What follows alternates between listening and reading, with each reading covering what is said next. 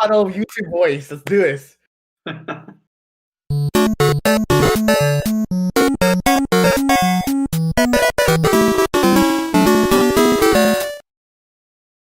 Hey guys, welcome to this month's Ask the Dropouts. I am here. I'm Stephanie. I'm one of the hosts here with Joey and our special guest Kuttel, Sifu Kuttel. Hey, what's up? What's up? Hey. We were all chatting about some stuff earlier, and we were like laughing, and then all of a sudden it's like, oh shit, we gotta go live.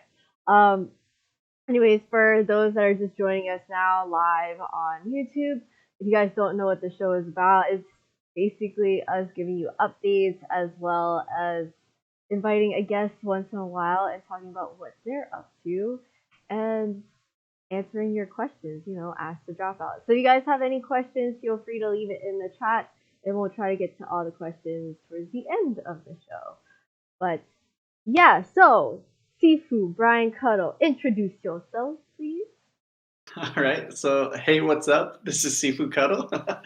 I teach Choi Lei Fat style Kung Fu and Yang style Tai Chi. I've been doing it for over 20 years now and teaching professionally for over 15 years. So, I go way back with Joey. I've known him since I was 17, so maybe like 6-7 years ago now. Oh, okay. Wow. I was about to be exposed there, and I exposed myself a little bit. Yeah, you did that. Which is kind of funny because when, we knew each other because of MySpace, right? And I think just one of you and actually another person is like only other people I can really kind of keep in contact with even now when it comes to Kung Fu. Like, I guess the Kung Fu community in MySpace was very, very small. I don't know, or like we just happened to. It was pretty small, but it was surprisingly supportive of one another. Like, it wasn't a very mean or toxic group. Everybody kind of celebrated each other's achievements and everybody's growth. Like, actually, it was the other person is Gary Peebles, who is a stuntman. Actually, doubled as Drax the Destroyer in like the Marvel films. Like, he's he's in Atlanta, and he was the other Kung Fu guy. Did you see his lately? He's been his what was it on Instagram? He had like his Captain America style like pull up thing, like when right, dude, like when Captain America like pulled the helicopter, dude. Man, he's so like he's got so much muscle, man. It's insane. It seems like he was always like that, though. I mean, now he's definitely bigger. Jesus Christ, that guy is an inspiration. But you guys all met on like MySpace? Yeah. And actually, the first time I really met Gary was at at one of the Urban Actions, like the very, very, very first one. Oh wow. He was, I met him, and he was doing like this performance there, like he was doing like one of his forms, and like you can tell like certain people when they actually practice their craft. He was just sitting there. I mean, he was there doing his form, but like he was doing like some internal stuff, and you can see how I don't want to sound really, Kung Fu weird again, but like he's doing like breathing techniques. I know what he's doing, and I feel like a lot of people didn't understand. And I was like, holy shit, that's like legit. Like, he's doing like North Shaolin shit. And mind you, at this point in time, I haven't spoken to him in a very, very long time since MySpace or whatever. And walked up to him and I said, like, dude, like, your breathing style, like, I get what you do, dude. You're fucking legit. And he like instantly knew who I was. He's like, oh, dude, like, Joey, dude, I watched Homemade Hero when you made it when you were like at this age. And I was like, oh shit, you're so like I didn't piece it together because he got like more buff, at that point. Now that guy he's like a sweet dude. He's awesome. He's like motivating. Like, seriously, like in the morning when I'm like, oh man, I don't want to work out, and he like look at since we're in the same time zone, and he's like, it's 4:30, and he's at the gym. I'm like, God damn it, like I gotta go. So. Yo, MySpace was like the biggest platform back in like 2005 to 2008, just to give you guys an idea. For you younger viewers. Yeah, for you young people that don't know what MySpace is. A few years before Facebook, just a few years. But then again, Facebook is like not even for younger people. I don't know what young. Thank God I don't know what young people use nowadays to like communicate with each other. I mean, TikTok, it seems. TikTok, yeah. Yeah. I feel like Facebook is just like it has its all encompassing. It's like works as an email, works as like like I mean, I think they're like really trying to take over all platforms. It seems like with the videos, and then it's like, oh, they have the marketplace to sell things on there now. Like it's everything. they own Instagram. I mean, Yeah, I've actually just recently I've been doing their business page because I have like a page for my martial arts stuff, and like it's linked up with my Instagram now, so I could like post directly from Facebook to Yeah. Instagram and like schedule out posts. It's insane. Yeah. It's like kind now of the top convenient, but not at the same time. It's like, Yeah, it's so much businessy, like it's a yeah. way more business than ever. It used to be really, just personal. social. Yeah. Yeah. Now it's like now the topic has become martial artists, content creators, and how we're doing it I online. mean, like, because at the end of the day, I think that Right? especially bringing Cuddle in to like chat with everyone, that's essentially what we all are, though. Content creators, martial artists, we're business people to an extent. Like, oh, Cuddle, you have a book, right? Like, Yeah. multiple streams. You Mommy, have you the should book. Oh my mention gosh, that is Damn it! I should have grabbed my copy. it's Sorry. funny because Cuddle and I we talked about that before you got on. I was like, oh, grab your book so I could low key just mention it because it's kind of I picked the wrong prop. I picked the you picked the wrong one prop. prop Frosty. that people don't even know the reference. But that's okay. I know the reference, and Yeah, it's that's it all means a that lot to me. matters. This Thank means you. a lot to the three of us when we were going through the like a very struggling point. I mean, It got us through. The Frosty gets you through. yeah. Technically, I wasn't even there. You guys were mad at me because I left. That's true. I had to You do That's why my we work. were Mhm. messaging you just to let you know the problems that we were having. Mhm. That's I the needed a Frosty. yeah. Yeah, guys, Cuddle is like the nicest, coolest dude like ever. When he would come to visit us, well, now you're in Switzerland, but Yeah. before we would just film a bunch of stuff. So if you guys haven't checked out some of the stuff that we have on our channel with him in it, we did like a couple martial art Mondays. We did some sketches. You guys did the Kung Fu thing. That was really popular. Forgotten Kingdom. Oh yeah, Forgotten No. Kingdom. The big stuff. Right? Well, because like okay, so I guess since we're talking about kung fu, right? Like, could you? I know that you said you've been doing it for over like 2 decades now or whatnot for a while. But what really got in? Yeah, what got you into doing kung fu or learning kung fu? Bruce Lee. Really? Oh really? Yeah. Okay. So actually, there's a couple of things that happened, and it all kind of came together. But I will mention the first time I saw a Bruce Lee movie, I was not really interested. I was hanging out at a friend's house, and he's like, we gotta watch this movie. It's fun because we used to make like videos together. And he put on the Chinese Connection, and I like got distracted and left the room and did other things. And it wasn't until a couple of years later I needed to do a book report in high school, and I picked the most random like book that I could find, which was a ninja book, and I wanted to do a book report on that. And I learned a nunchuck routine out of the book, and one of my friends in class saw it, and he's like, "Oh, dude, we should make a ninja movie together."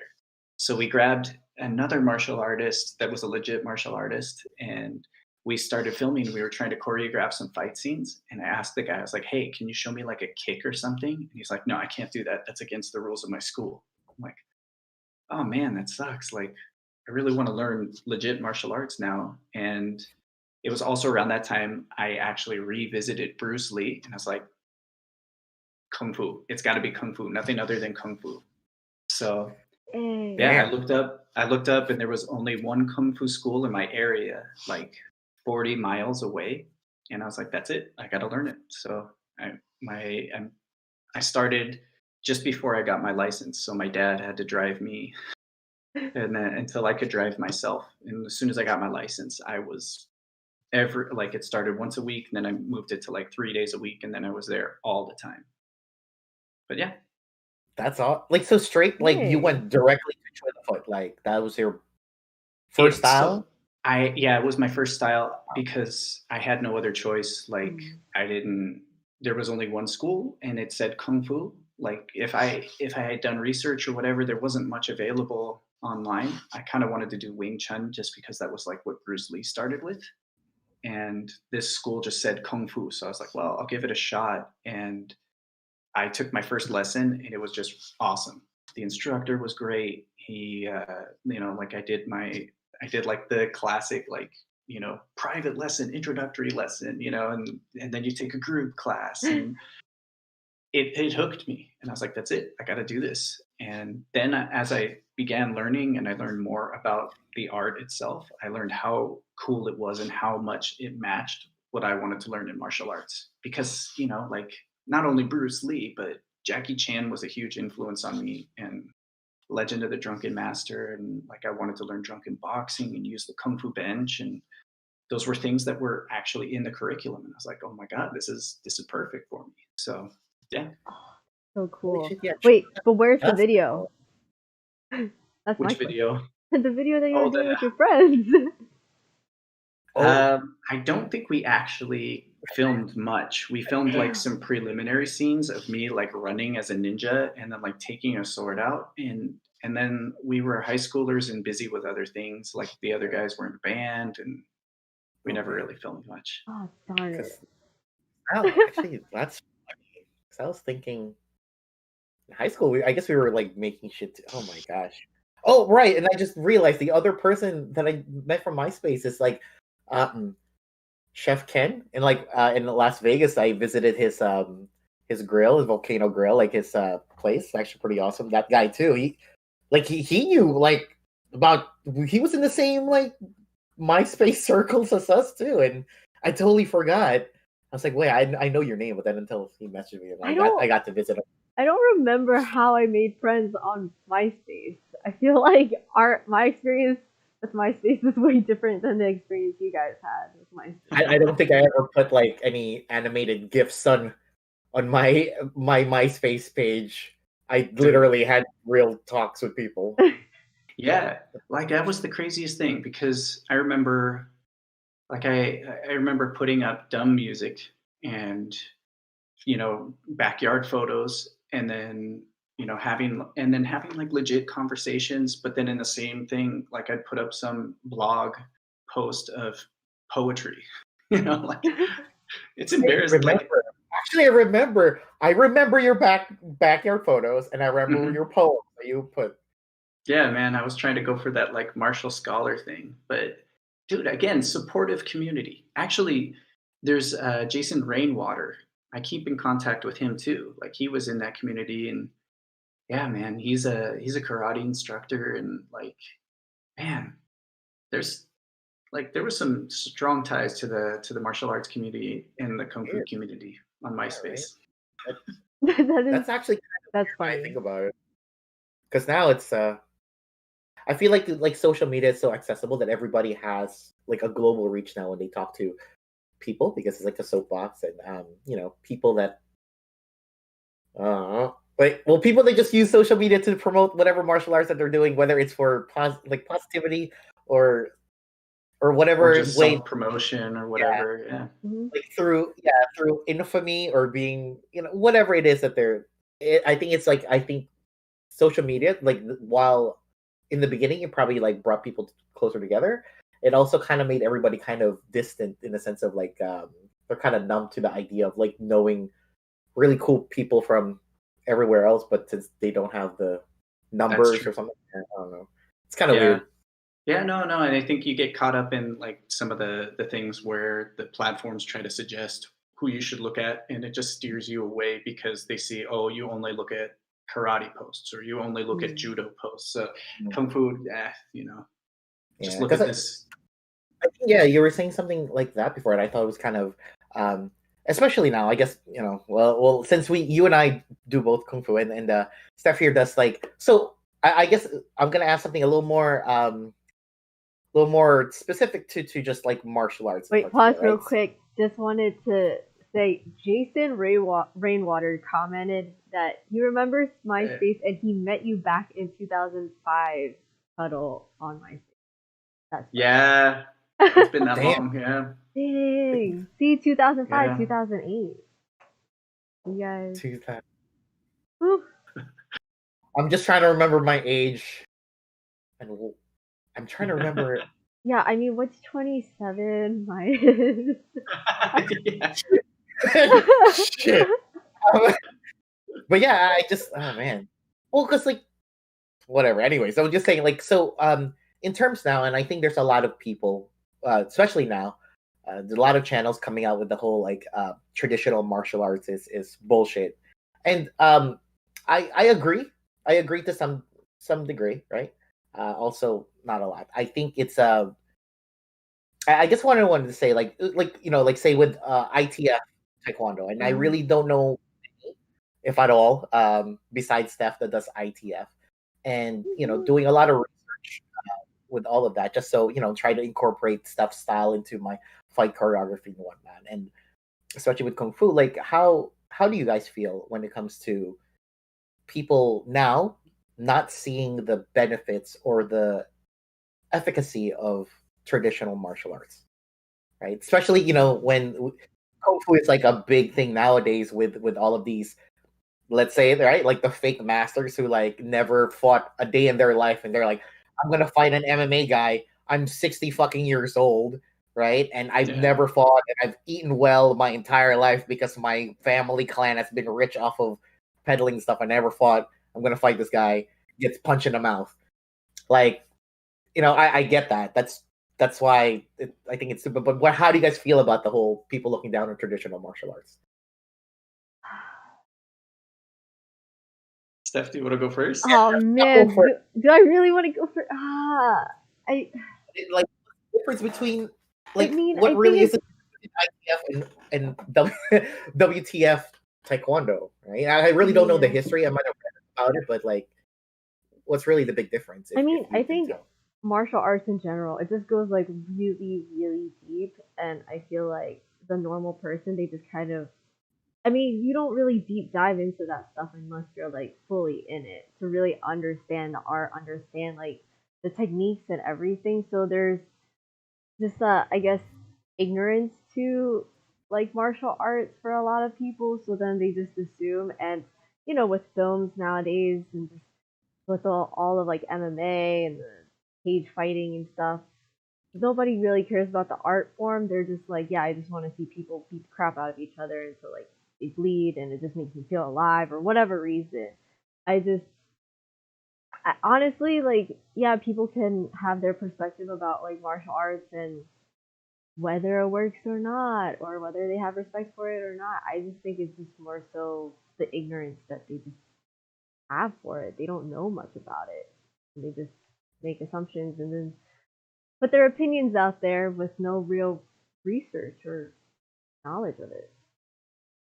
Yeah, I think there's a lot of sensationalism about it because they constantly hear, you know, when they watch MMA, they hear like, oh, this is the ultimate test, and these are the your top athletes, and Mm-hmm. this is they prove the what works and what doesn't. And I think when they hear a lot of that, they become hypercritical of the traditional martial arts because it doesn't appear the same as they see in mixed martial arts and Mm-hmm. in combat sports competitions. I think there's a lot of factors that have led to this. One of them being that people watch, like when they ask the question, for kung fu, how come we never see kung fu in the ring? And I think one of the simplest ways of saying it is your expectations of seeing kung fu in the ring is a shaped kung fu movie, Mm-hmm. and that doesn't define kung fu. Like me doing crane beak, in the ring doesn't make it kung fu. A punch that I throw is a kung fu punch, even though it may look like a boxing punch to you. A kick that I throw is a kung fu kick, even though you think it looks like a Muay Thai kick, because you don't think it's what you think kung fu should look like, you can, like a lot of people just end up writing it off. Yeah. But I will say there, and I've noticed this already a few years ago, and it's you'll see it happen more and more. Like take the question mark kick that everybody's all about now.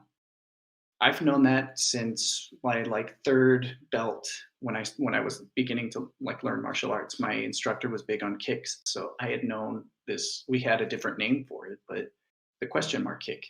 It's not something that started recently, and um, you would throw that before, and a lot of people would be like, "That's dumb," that would never work in the ring because at that time everybody was just throwing Muay Thai style roundhouse kicks.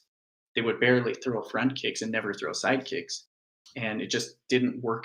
They didn't see it, so they didn't think it would work. And it did. It takes a fighter to throw the kick to knock somebody out, and then all of a sudden it's super effective and it's Mhm. modern and it's this and that. You see, like this recent calf kick. That's nothing new. Like that's straight Right. up like that's the next thing you do after stepping on somebody's foot. Like you kick them in the shin, you Yeah. kick them in the calf. Like it's not anything new.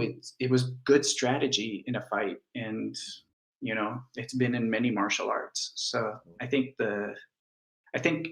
people will start to see it, and those who know traditional martial arts know that those things are there. People that don't know traditional martial arts just think that it's part of modern stuff. Hmm. But I do have to say, this current pandemic has put a lot, has given a better perspective for a lot of people the benefit of training in traditional martial arts because you didn't always have training gear, you didn't always have a sparring partner, you didn't always have gloves or headgear or any of that kind of protection. So a lot of your training was solo training. And if you're going to shadow box all day, that's awesome. A lot of people don't have the discipline to do that. And they want to work on techniques and they want to remember these techniques. So it's nice to have a set or a choreography or a form to do it. And Yeah. Right. there you go. There's that traditional Yeah. training. Mhm. I love I think forms. that's Freaking love forms. I'm all shadow about them. box. Yeah. I do I kung sh- fu. I know. I shadow box all day. That's like my low impact cardio. Like, but It's because I great. think yeah, and I think it's exactly what you're saying, and I think I actually saw something that like G posted today. Hero G, if you guys obviously one of our Mhm. um guys who three-time Golden Glove champion, so he knows what he's talking about. It's that he posted something, and it really made sense to me. It's like a lot of people when they see like martial arts or something, or like even just with like training like MMA or boxing, they just want to hit like mitts. And something I guess also what Jason Rainwater just posted earlier, like how people like are in a rush to get into the fight and they don't have the deeper meaning of the arts, and and it gets drowned out with all of the flash that you see. So when you see like people training on Instagram when boxing, all they do is this choreograph like mid combo work, Yeah. and it's like like a 3 minute like long choreograph thing. Like that's cool. I get that, and if you could hit that, you could hit those marks.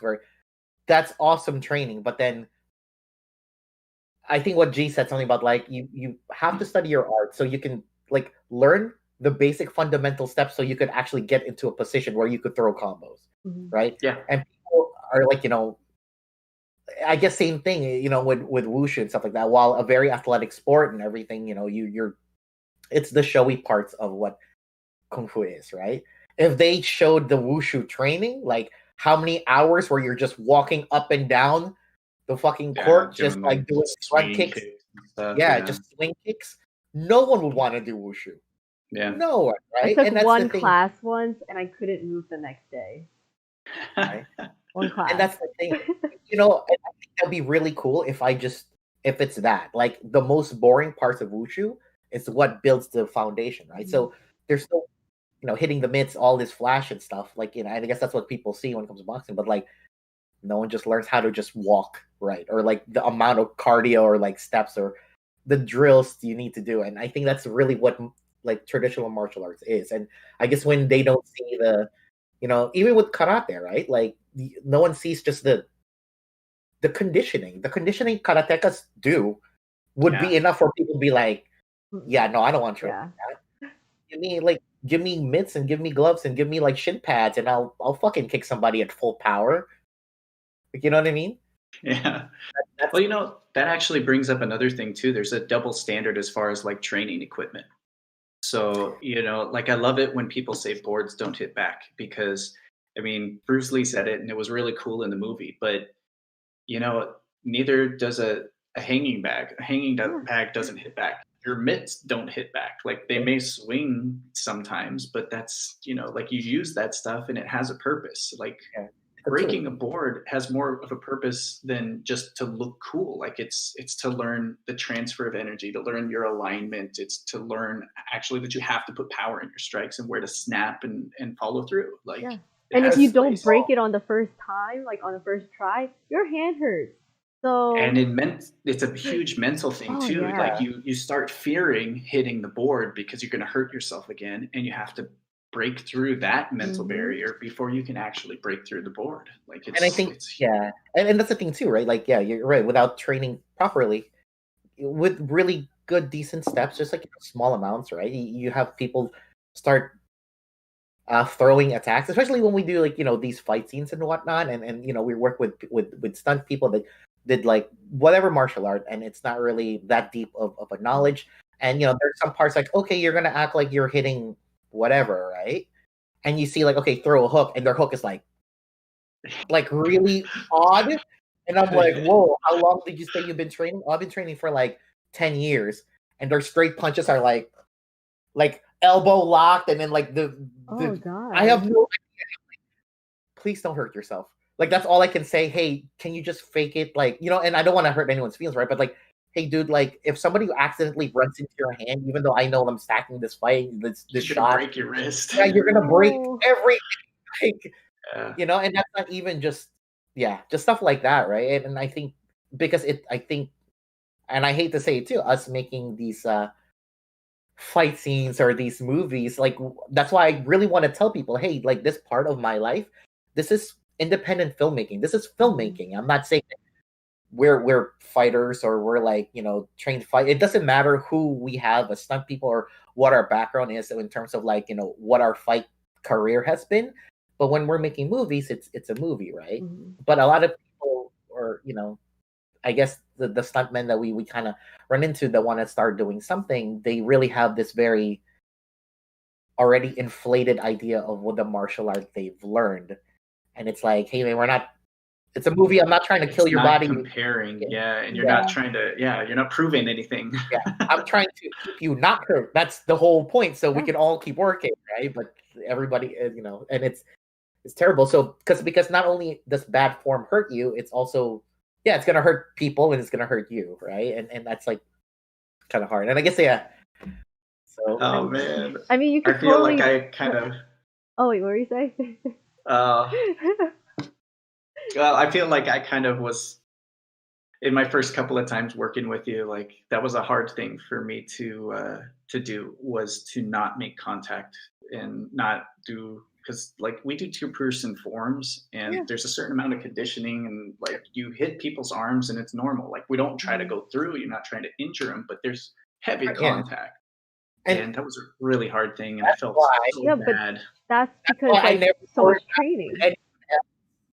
And that's the thing too. Like I kind of have that idea, right? That's why I didn't have you do fight scenes with anyone else, just because like I knew your background, and if it's like I was already in my head, oh okay, if it's like very legit kung fu, like when we do like fucking 3-star training, like 10 hours a day, I know that your forearms are gonna be. So it's like, okay, let's do a fight scene with you. So I wouldn't care if you bang with me, right? But yeah, I know someone else, even like some of our other stunt Sharif, guys.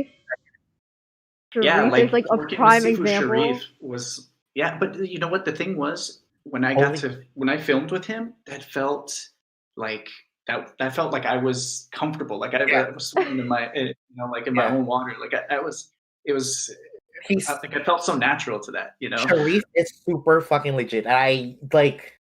There was like, I think there was one time he was shooting something with Andy, and I was just there, and it was just kind of like a test. And I was like, okay, I'm just gonna swing.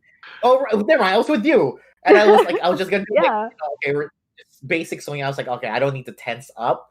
and he like just blocked it, dude. I had like this big welt that you guys saw it, and I was like, man. I hate myself for thinking I could not even do kung fu with Sharif. That was a kung fu. That scene had some legit contact in it. Yeah, people didn't like.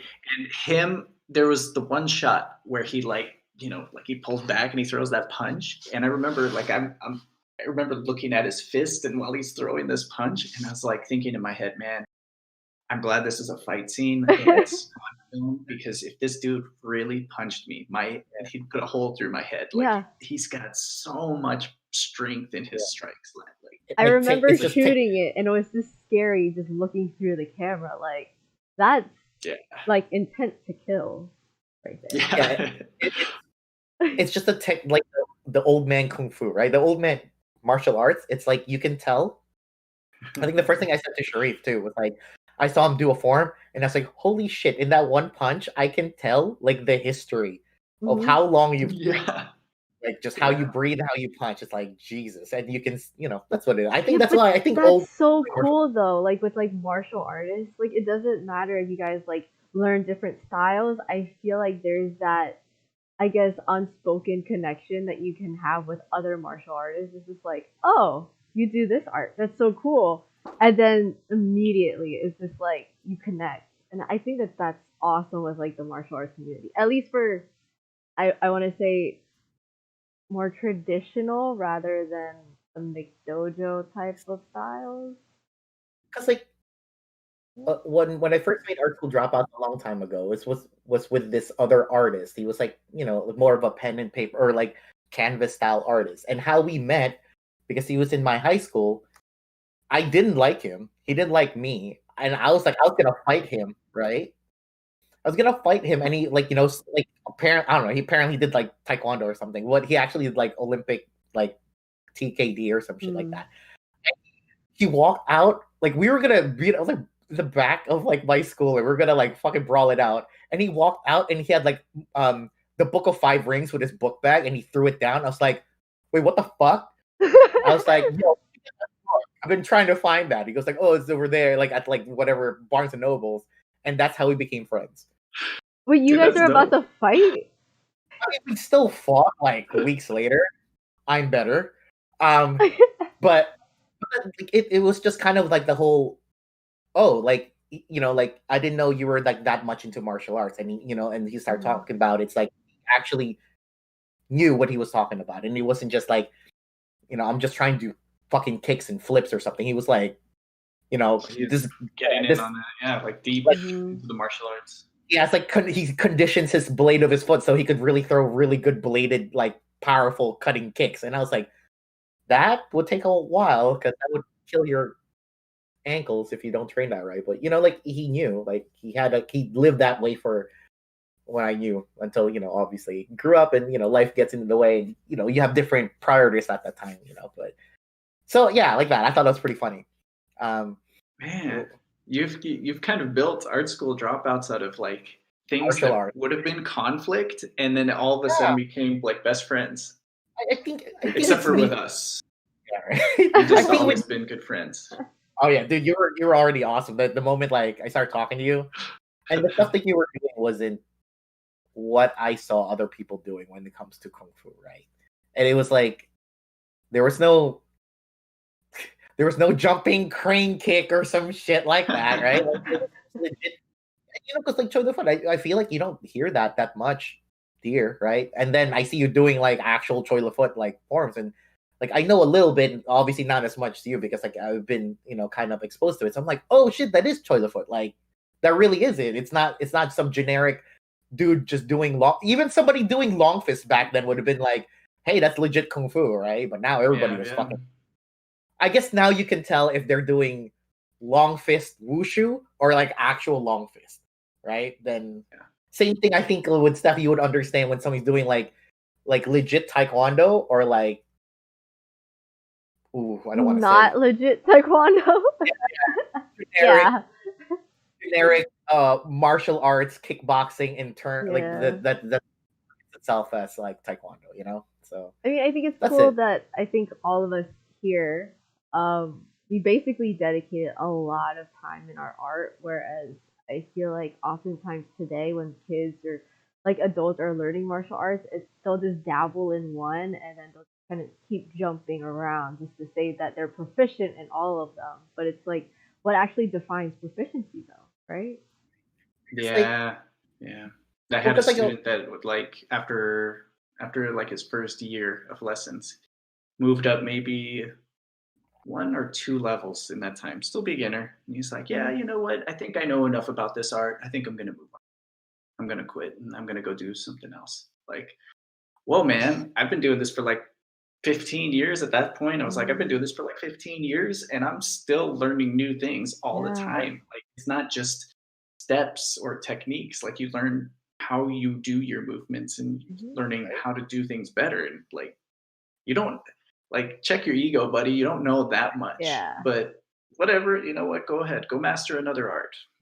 but Yeah, master. That's the crazy thing. Would you ever actually consider taking another martial art? Like or try jumping into other martial arts?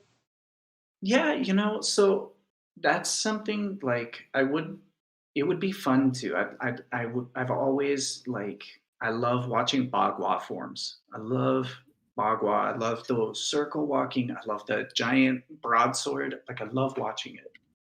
I would love to learn like Eagle Claw. I think it's so cool with the 108 joint locks and the striking points and all of that. I think it's really cool looking. And I would love to learn, like even a Japanese art, like maybe do Mhm. some sword work and stuff like that. But in a realistic look, I think I'm very satisfied with what I'm doing. And I still don't feel like I don't hate to say like the word master, but like I Mhm. don't feel like I've learned as much as I can at this point, and my body hasn't um, hit the standard that I wanted to at this Mm. point. So to really, what I would, I don't think I could give the respect and the devotion to the art that it deserves if I were to go to another art.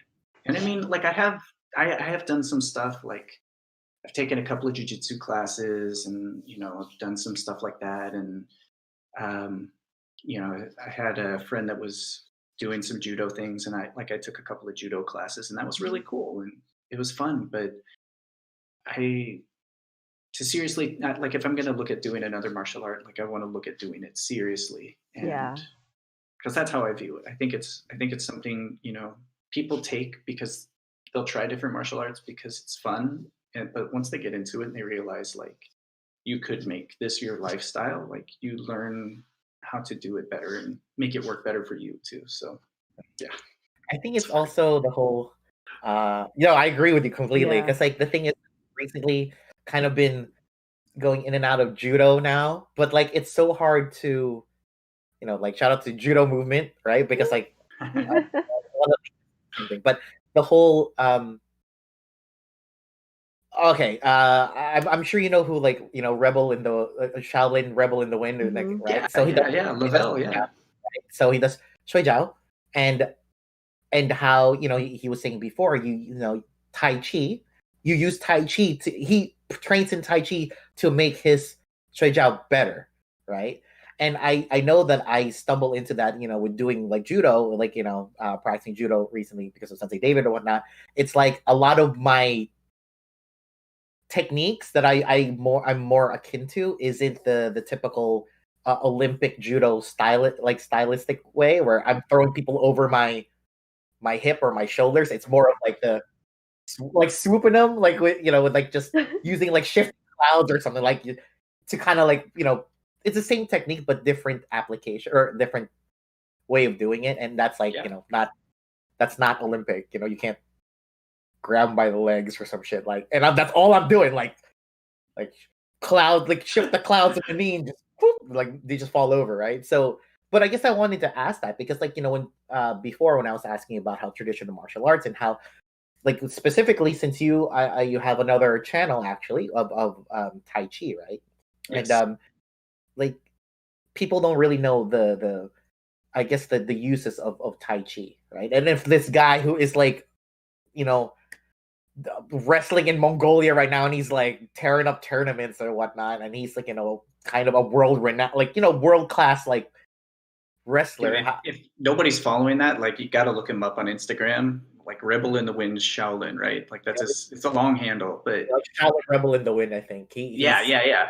But he's out in Mongolia right now doing Mhm. folk wrestling and shui jiao as well, like the traditional Mongol wrestling. And the dude is like living in Mongolia, doing like the nomad life. Like he's been there for over a year now, and the guy is just incredible. Like I highly recommend following him because he's a huge inspiration. He was up in New York for the longest time until he like decided, you know what, I'm gonna do this. I'm gonna wrestle to get like Yeah, the cows and sheep and make my money that way, and and the people that around me support me. Like that's just awesome. I would. yeah. I mean, you can't. This guy literally fights every day, right? Yeah, that's like one of the martial arts dreams, right? You just go someplace and you go to like the motherland and you train in that style and you live it, and Yeah. that's pretty dope.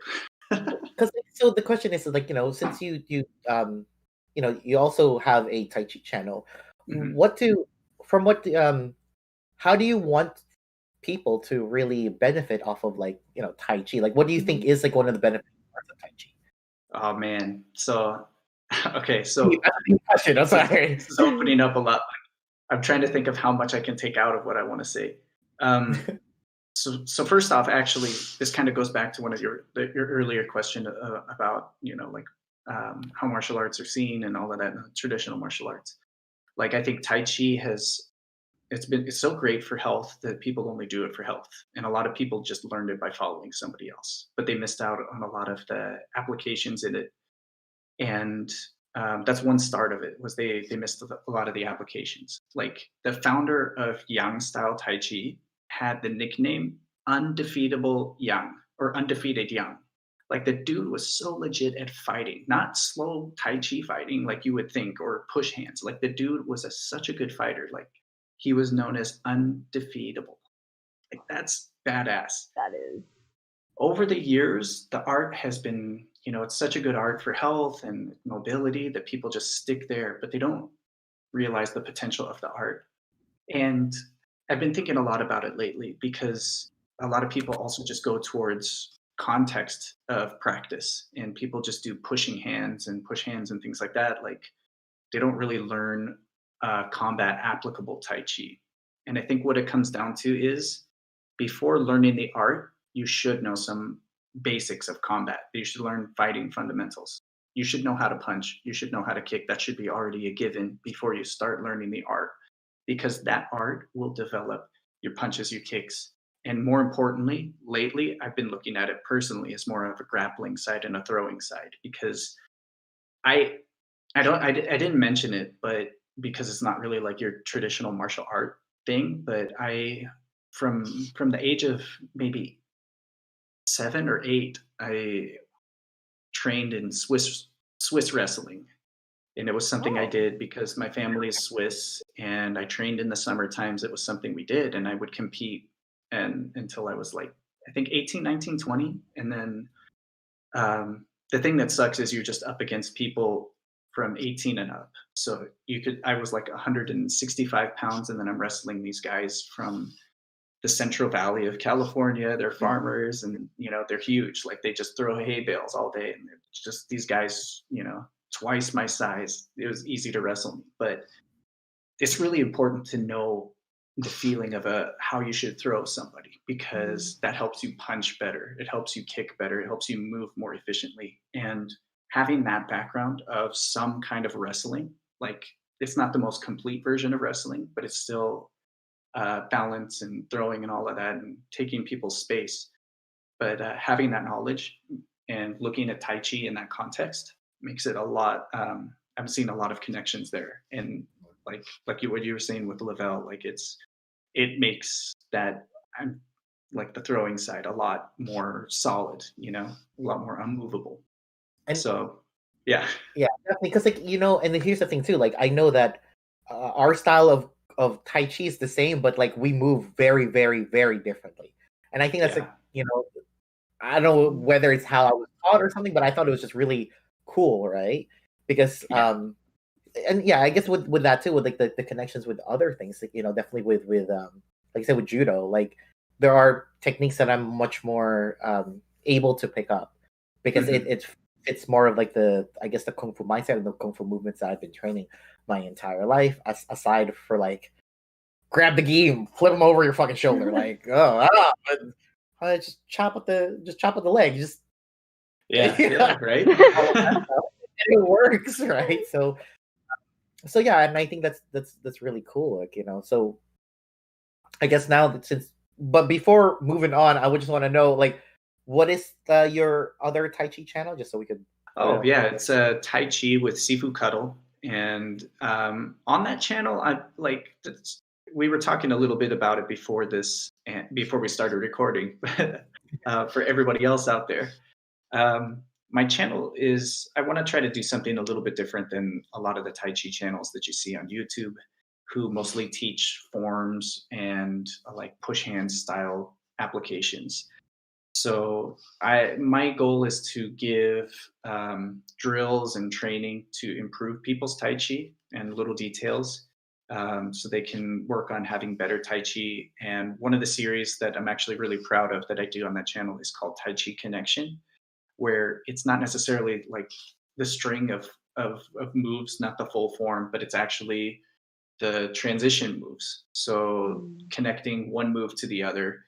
And because you like learning the move is simple. You learn, okay, I'm going to separate my hands here, but then if I have to go over to this side and do this next move, that's usually where people lose their flow in Tai Chi, and they lose the connection, and they lose their alignment because they only know this position and then they know the next position, and getting there is shaky. So that's the whole idea, is to try to give them a little more depth and give them Right, some corrections and things to work on right. in their own training. The So yeah. movement itself is part of the form. The people kind of forget that. They just think of the poses, especially kung fu, like Yeah, man. forms. That's actually, I think that's more like in the advanced level. Like that's what you should be seeking in your martial arts training for everybody at home. Like Like, after a while you learn pretty much all you can for how to throw a punch or a kick, but it's not just the end position, it's how you get to the next yeah, position efficiently so that you Mm. can keep yourself, if you're in a fighting context, if you're going to throw punches, and keep yourself less open and less vulnerable for counterattack, and setting up better combinations. Or if you're going for like in traditional forms training, you don't want to lose the strength that you had in this move, and then you go into the next move and there's like a dead moment, and then you have like power in it. Like you want to have this continuous flow, and I think that's the in betweens is really where you find the advanced levels of martial arts. because once you understand, yeah, like understanding the motion too, especially in like in Tai Chi, if you understand like the Fajing, like like like there's movements that are slow or fast, but if you could like power into it, it makes it's a totally different interpretation or at least application of a particular move in certain situations, right? It's the same thing. It's kind of like the whole sine waves in Mhm. ITF Taekwondo. Yeah, I mean, think of it as like a light switch. You have the lights on while you're doing this move, and then you turn the lights off because you're moving to the next move, and then the lights are on again. No, just keep the lights on the whole time. Like keep a constant flow, keep Mm. your strength, keep your structure the whole time.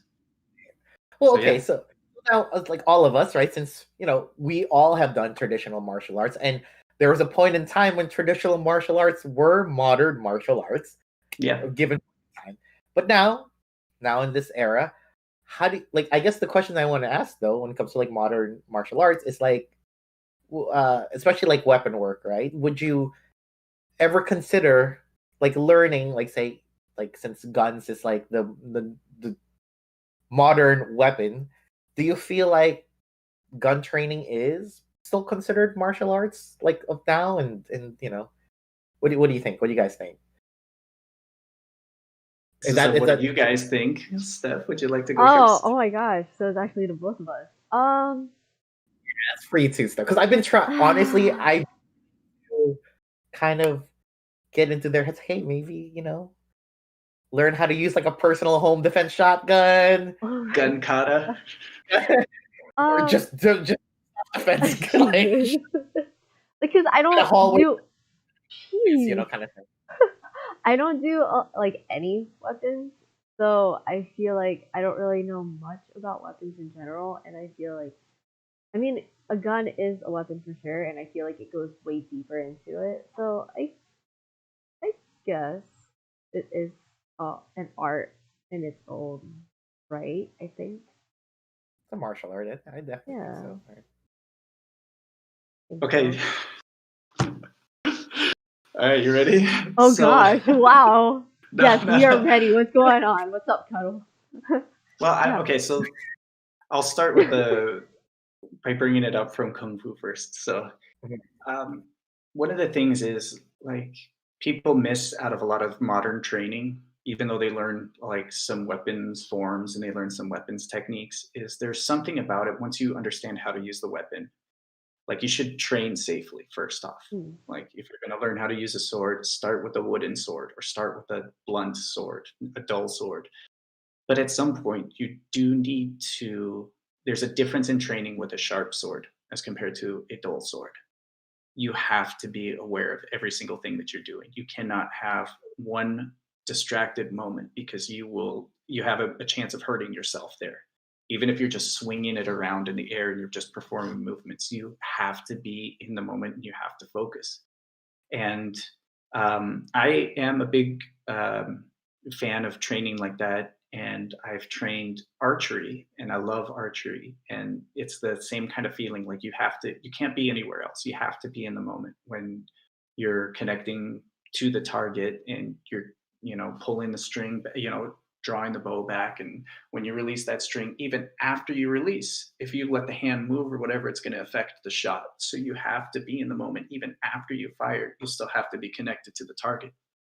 And I do think that there's an art to marksmanship and using guns because you have to. If you don't shoot a gun, you don't know what kind of power you possess in your hands. Mhm. Like it's a it's a crazy amount of power, destructive power, and it's so instantaneous. It's so fast. It's not like what we see in movies where somebody can shoot and then somebody ducks out of the way. Like you, when you shoot a gun, you you feel how fast that can go, and to stay with focus and to keep that focus on your target, to not get distracted by what you're doing, is also just a huge exercise of being in the moment.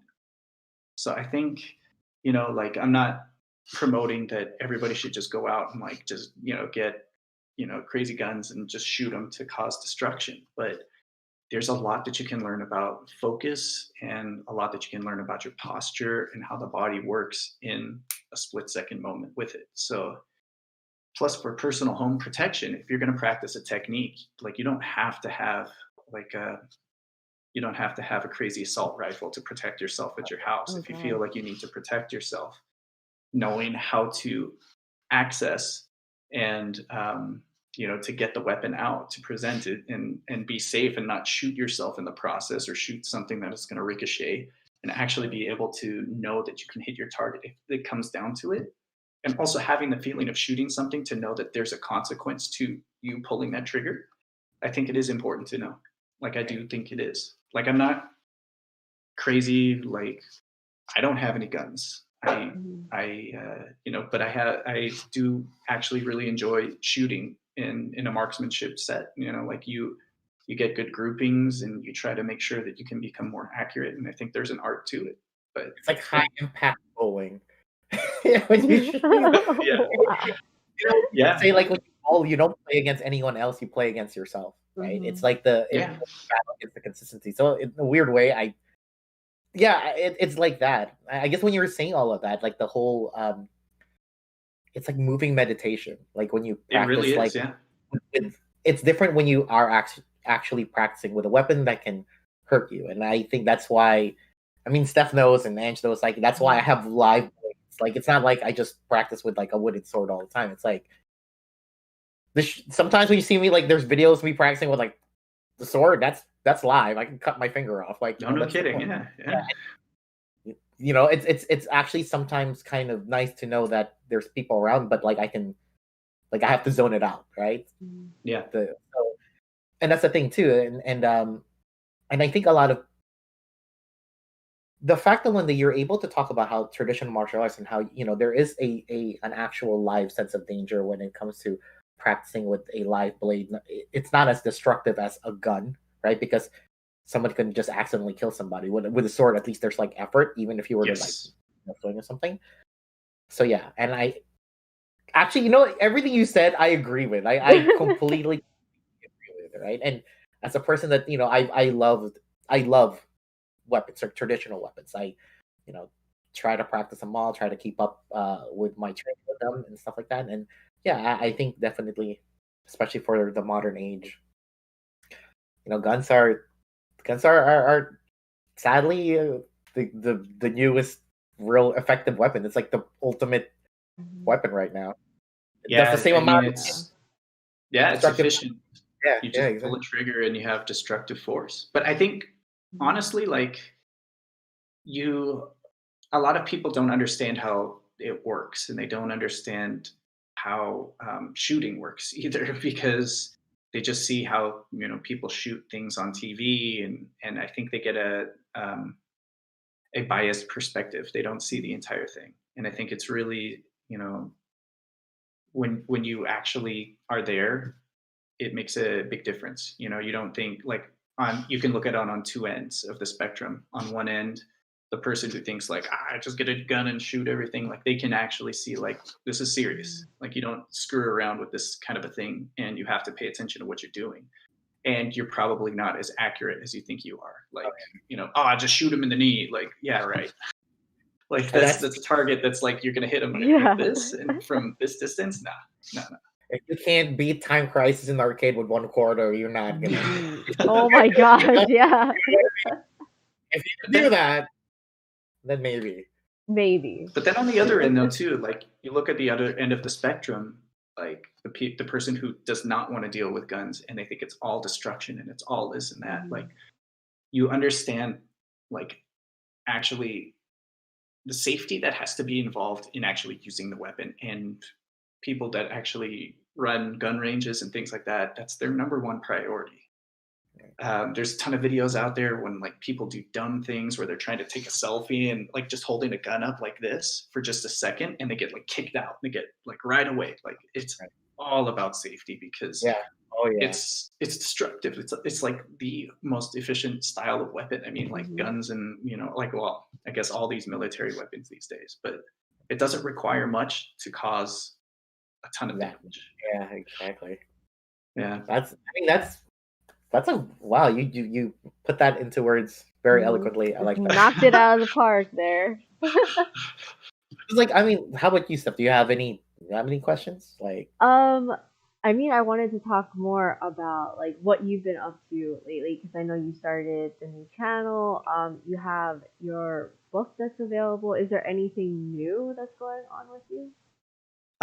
So yeah, I mean, I've been working on my website over this last year, and I'm at the point of right now us filming this. It's Hmm. not released yet, but hopefully soon I'll have my first level of Tai Chi instruction available or online learning, so people can Hmm. get on the website and learn Tai Chi and have full in-depth lessons with explanations of movements, details, and all of that. I think for the first level, there's something like 30 plus videos. And yeah, I want to maybe less. I don't know. I may have to trim some out because it may get too much, but there's a lot of videos and a lot of extra things that people a can get out lot of to it. learn with Tai Chi, and I think you Hmm. broke. Yeah. Like, I think you put it out there. I think it really is. Hmm.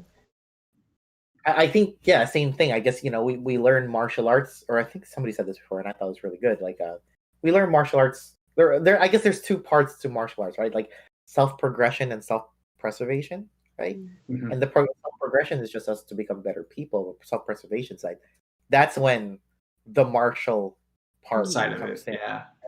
like learning actual weapons to maim or kill Hmm. somebody, or techniques that could really hurt somebody, like stuff like that. And sometimes, yeah, sure, it might not be something that we would want to do, but Hmm. you know I hope we never get into that point that we would have to use it, but Hmm. you gotta do like some.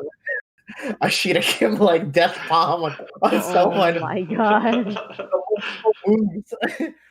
Sorry. Oh no, that I mean, cut that actually, out. like, well, you talked about having like lessons available and whatnot. We actually got a question from Food for Thought. If you guys don't listen to his podcast, definitely listen to his podcast. We talk about like martial arts cinema. It's super funny. Love it. I'm still trying to catch up on all the episodes I missed. I think I have like 25 more of what 40 some that they have. Um, but he has a question for you, Cuddle. How do you feel about people learning martial arts online? Do you think it's possible to learn a full style online?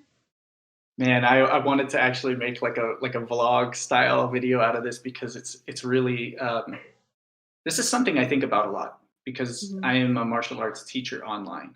And if you look at my videos, there's only so much that I teach. And it's usually to follow choreography and movements and training to make your martial arts better. But there's still a disconnect.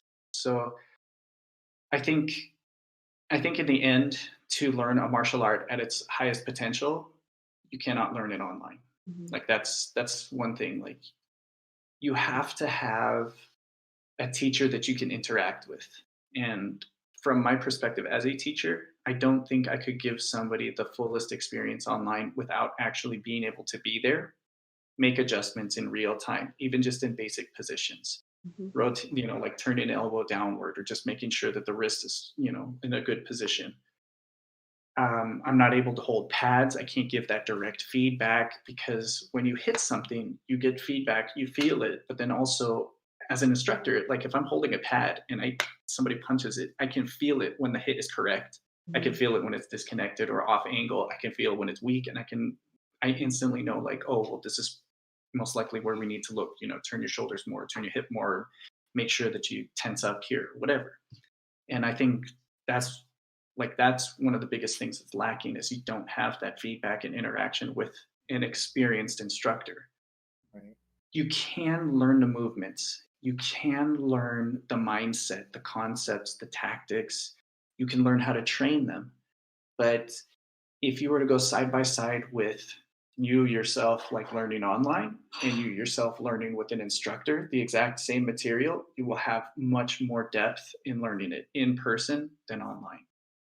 However, you can still learn the forms. If there's nothing else there, you can still learn the techniques and the forms and the training. And you can, if you get training partners, you can do out of a lot of exploration and kind of figure things out through trial and error. But it makes it such a longer process to get to the level where you could be if you had somebody experienced in the art. So Yeah, it's like a yes and no. Okay. you're kind of learn something that could be already taught to you, like the little intricate details, right? Mm-hmm. Because Yeah, even I if mean, I think about it too, I think, I mean, obviously, yeah, I agree. You can't learn a whole style online, but I think that in a weird way, if you have a very good background in any martial arts, I think you yeah. could pick up something a lot easier So online.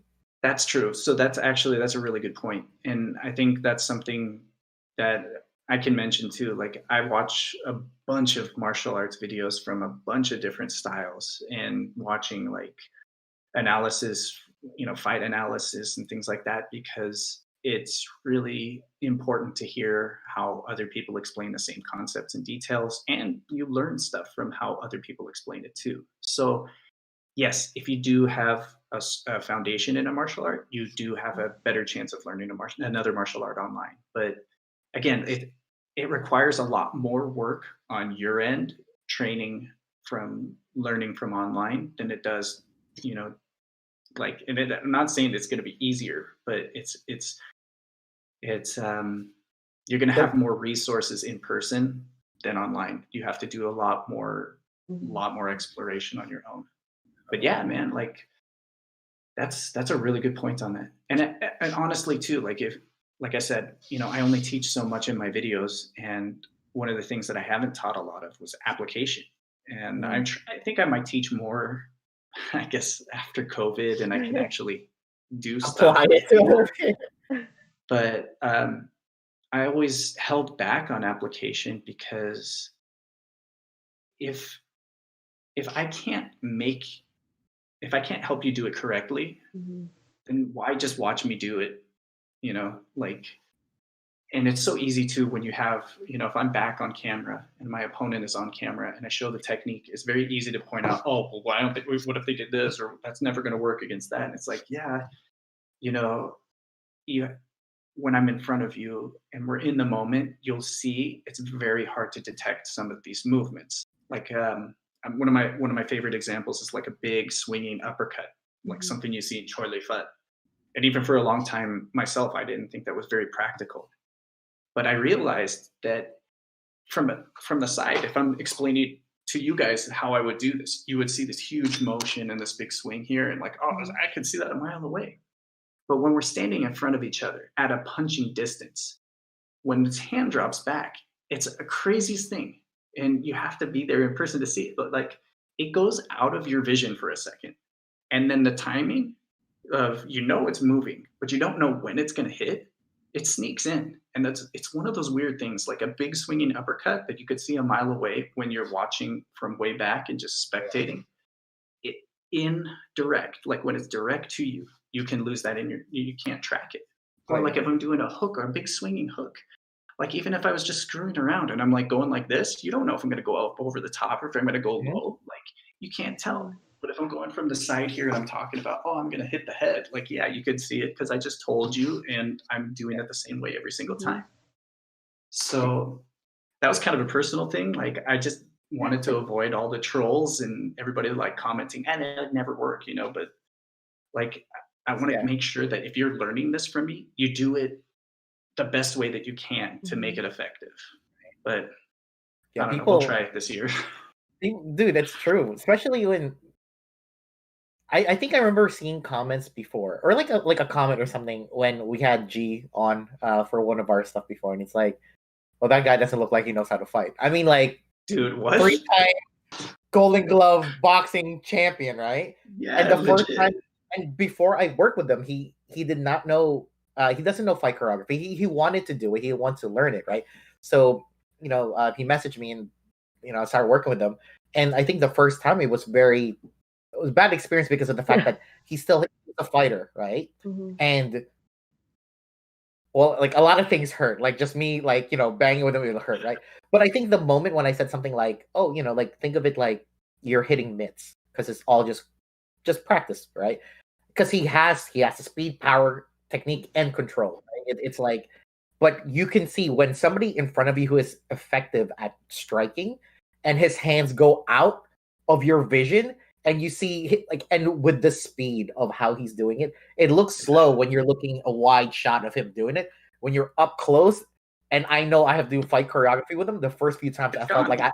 I have to reach into a grenade. Like that's what I Yeah. thought in my head. Like, this guy's gonna pop my fucking arm off. Like this guy is a fucking beast. Like even though Yeah. I know he's not going to hit me, it's just that you see like how, yeah, exactly what you're saying, and I think application is very, it's like the iffy part of all of this, right? And as a if you're not in that position and it's like hits aren't coming at you, of course, you'd never think anything is possible. Like, oh, how can somebody get hit by a question mark kick, right? Yeah. Because Yeah. that's you don't know when Yeah. it's coming. Like like the hit that you don't see coming is what really Mm-hmm. hurts, right? Yeah, and that's the other thing too. Like when you're trying to learn something, and this is like for the people that we're trying to learn from books or the people that are trying to learn from videos nowadays, is when you go to test it, you're not an expert at it. So it's probably not going to work your first handful of Mm-hmm. times that you do it, especially if your partner knows what's coming. But if you're trying to spar, like you get a friend and you try to spar and scrap with them and you throw it and it gets stopped, you can't just write it off because, oh, it didn't work my first time. Like, get over that. You suck at it right now. You have to get better at it and you have to throw more of these. Yeah. So, like, It's having an oh my god, instructor there would help you get through that a little bit faster. But, because you know, eventually, like, yeah, the instructor, like, oh, well, this is what I did to get back better Mm-hmm. faster. Might work for you, and might not work for you. But like some people think that they could shadow box a 1-2, and they're like, I could throw this shit with full power. Mm-hmm. yeah. and also your instructor is not going to punish you for doing it wrong. Like if you're just sparring with just some dude, your buddy or whatever, and they catch your kick, they're going to throw you down or they're going to punch you or whatever. But your instructor's going to be like, they'll catch it and let it go and like get you through it, or at least a Unless you're good G. instructor. Unless you're G. Yeah. They will teach you different ways. Yeah, but I think that's all sport fighting. I think being a coach and a mentor is two different things, I right? think so Like, too. and especially I think when we're talking about traditional martial arts, where for us to learn traditional martial arts now, there's a lot of people that have died to pass on this knowledge. Like, oh well, Michael died trying to do that like big swinging, turning uppercut punch. Maybe we're gonna cut it down. We're gonna cut.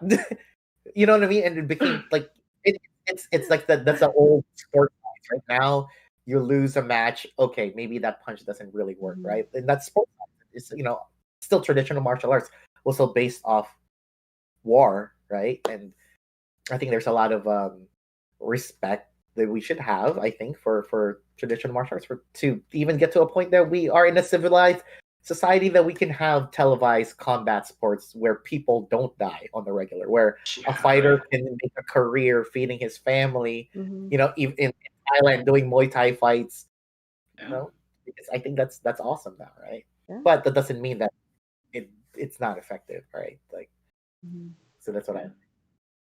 Yeah, for sure. Yeah. And actually, like going back to when you look at Kung Fu and the footwork, and it's very like stance to stance to stance. This is something I was kind of exploring with recently, and that is when you teach somebody footwork, if I wanted to teach you to take a step here and take a step here, one of the best ways is just to standardize it. And that's why you have very standardized blocky footwork in some of the traditional martial arts. And a lot of people look at that as unpractical, but if you look at it as it's like doing your squats, you're not going to do squats when you're in the ring, but doing your squats before and learning how to do your footwork and having some kind of a standard so that you can go home and practice and remember and show other people. That's why you get that stuff. And I know that's I forgot to mention that earlier, but I did want to talk about that. Yeah, I think that's the thing too. When people think like like you said, shapes choreography in the ring, right? Like, I'm not gonna cat stance like really low, almost pistol squat, cat stance in the middle of a fight. But if I train that at home, I know my legs are strong. Yeah, my legs could be strong enough to like 10 million times if I have to.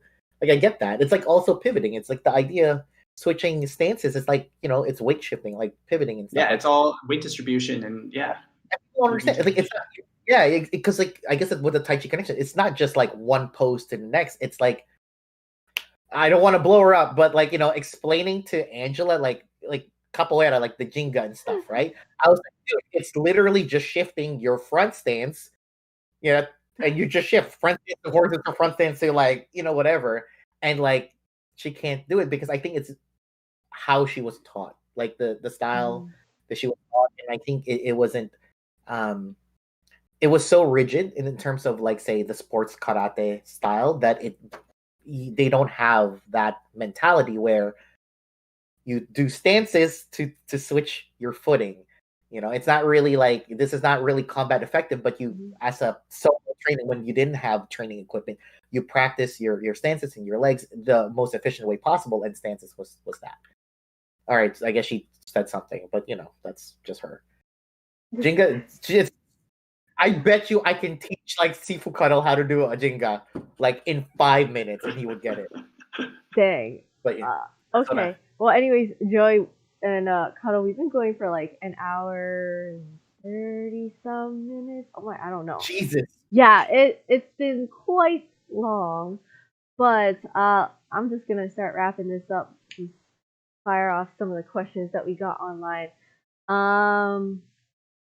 So we got a question from Alex. Is it a Kung Fu Hustle Axe Gang reference or question mark? Yeah, so a little bit, yeah.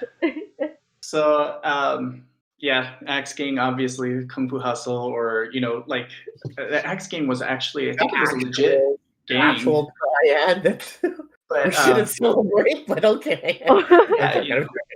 I designed the shirt or whatever just because I thought it would be kind of a cool thing, and Yeah, that's pretty cool though. Yeah. on the back it says like double hurricane axes, like Right. after the like to Li Kui, the black whirlwind, or in the Choi Li Fut style, we have a double axe form, and it's called like the double hurricane axe form or whatever double That's hurricane cool. axe. Oh, I don't want to say this really quick, right? The question mark kick, like I guess in kung fu terms, that's like a tiger wheel kick, like of a Yeah, very we just called it a wheel kick. yeah, it's just Yeah, a we wheel shortened the kick, name. Yeah. right? Just That's it. tying it all together now. Just nice to have a kung fu guy on here. Yeah, I mean, okay, because I know we can literally talk hours and hours and hours about martial arts. Because, I mean, we all just like love very traditional martial arts, all in all. But honestly, like, Cuddle, thank you so much for joining us. It's like really nice catching up with you again. And Yeah, everybody always. that's Yeah. like tuning in, thank you guys so much. Be sure to follow Cuddle if you guys haven't already. He has like 2 YouTube channels now. You guys can go over to his website, sifukuttel.com, put all the details in the description and whatnot. And hopefully, after this whole pandemic is over, we can bring Cuddle back and we can make more projects, Yes. more Oh yeah. films, Yes. because we Oh, have quite a bit lined up for the future. so many good ideas that I can do with Cuddle now. So Oh man, many. that'll make you look badass, dude. Awesome. Yeah, like super excited. Like, is there anything else you want to add, Cuddle? Anything you want to like plug? Show off? Want to show the book Nah. again? Yeah. Sure. I'll So plug it the for book you. is Monkey Movement. It's on Amazon. You can get it there. And if it doesn't deliver to your country, try bookdepository.com. You should be able to find it there as well. It's by Amazon, but it does international shipping. So, yeah. Yeah, I think we And definitely need to bring Cuddle back because we can So literally much talk more. about martial arts like Yeah. I had like forever. questions that I didn't get to ask. Yeah, I we'll know save for there next are time. like so many things I want to ask too, but I was like, you know what, it's fine because there's always the next time. But That's yes, it. Yeah, let's do this again. yeah, and everybody, please like definitely check out Sifu Kuttel on all like his social medias. Check out his website, everything, and yeah, thanks, Cuddle. Thank you so much for joining us. Yeah, yeah. Had some Thank you good so much deep for having talks me. about martial arts. It's awesome. Yeah. But thanks, guys. All right, bye.